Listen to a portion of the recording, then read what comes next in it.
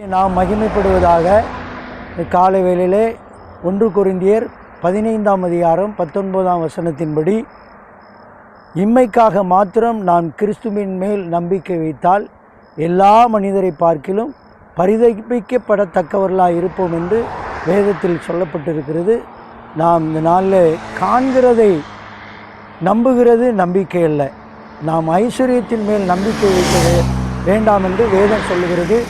இயேசு கிறிஸ்து சொல்கிறார், நாம் ஒவ்வொருவரும் ஜீவனுள்ள தேவன் மேலே நம்பிக்கை வைக்க வேண்டும்.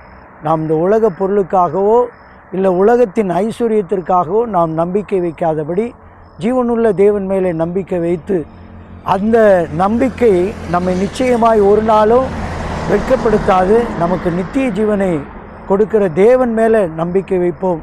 கர்த்தர் நிச்சயமாய் நம்ம எல்லாவற்றிலும் நமக்கு போதுமானவராக இருந்து நம்மை ஆசீர்வதிப்பார். God bless you.